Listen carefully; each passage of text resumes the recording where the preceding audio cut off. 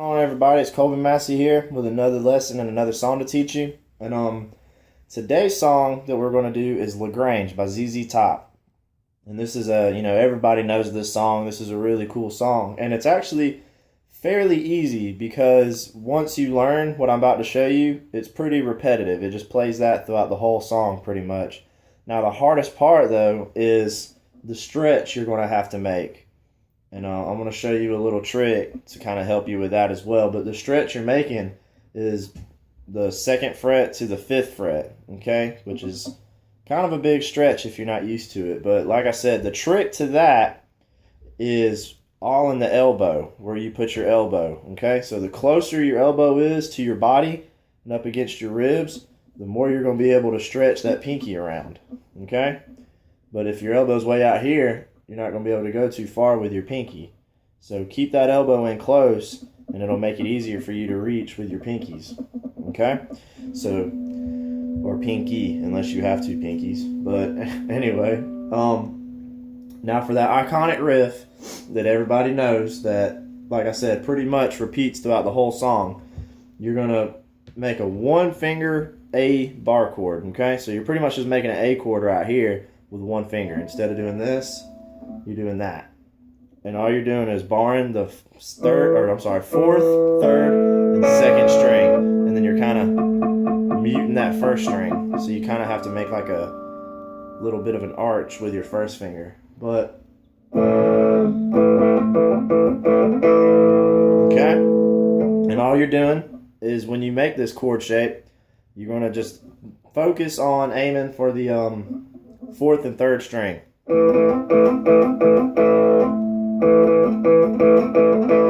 Like that. And what I do is I use my hand back here to kind of mute it after I play it, because it doesn't ring out. It doesn't. That sounds like crap. So what you're going to do is use your hand to kind of,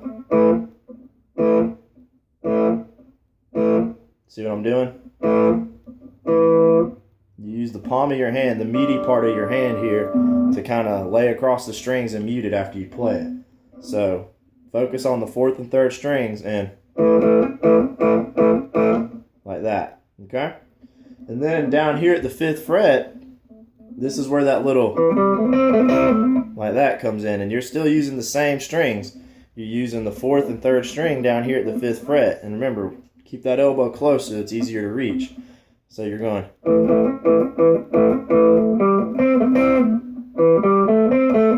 And all you're doing there is going 2, 5 on the 4th string, 2 on the 3rd string, and then you're going 5, 2, 5, 2 on the 3rd string.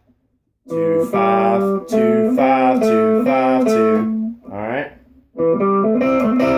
And if you want, when you get to that 3rd string, if you hit kind of hit those bottom 2 strings a little bit, that's fine. It just makes it sound a little punchier. So don't worry about not, hitting those as well.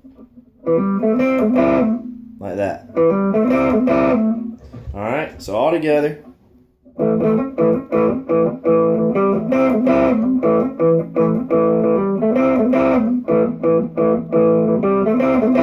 And if you watch right here, I also kind of use my pinky sometimes to help me mute as well. So I'm using my hand down here, but I'm also using my pinky up here to kind of mute the strings.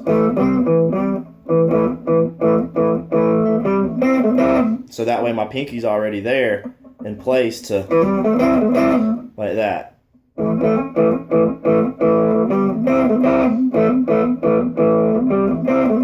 Alright, so once you do that, now you're going to go to a part where you use your middle finger and your pinky on the 5th string, which is your A string. And you're just doing that. 3rd fret of the 5th string with your middle finger to the 5th fret of the 5th string with your pinky. So, like that. And then after you do that, then you start incorporating that A chord, that 5th string, into your rhythm. So you start off like this, and then once you do the, you kind of start incorporating that A chord, which is your bass note for the A, or the A string, which is the bass note for your A chord.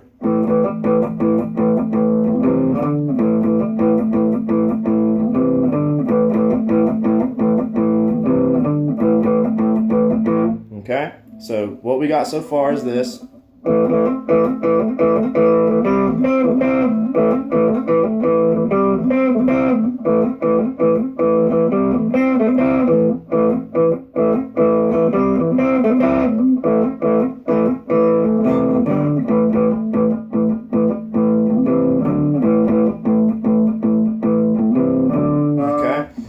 And then you do that a couple times, and then overdrive kicks in, and this is where it's a lot of, you know, fuzz pedal and overdrive and stuff, and then of course the drums go, and then it's.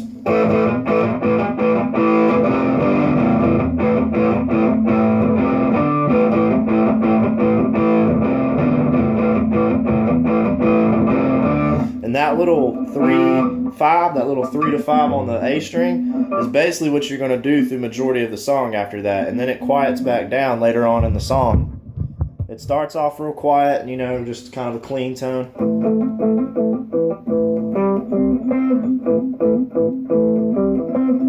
And that's what you're doing when it's real clean and quiet, but then you're going to, sorry. The drums kick in. Overdrive comes on with the fuzz a little bit, and then it's.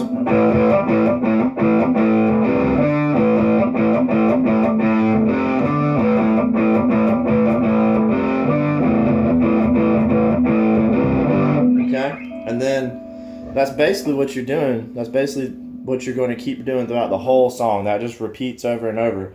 Now, there is a little easy way to play that riff, and I always use it. Like if I'm playing with somebody and we're playing the song, either me or the other person is usually playing this to kind of just keep like a bassy rhythm going. And what you're going to do is an A power chord, A major, like that, and then you're going to go C, D. All right, so you're just using power chords. A, C, D.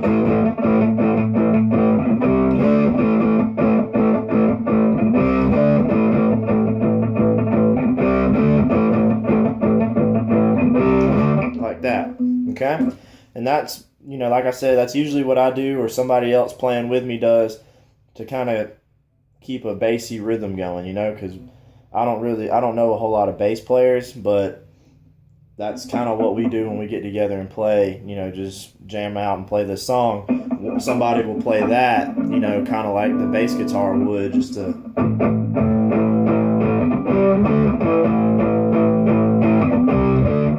keep the bassy rhythm going. Now, like I said, that's totally optional, because mainly what you're focused on is this little riff here.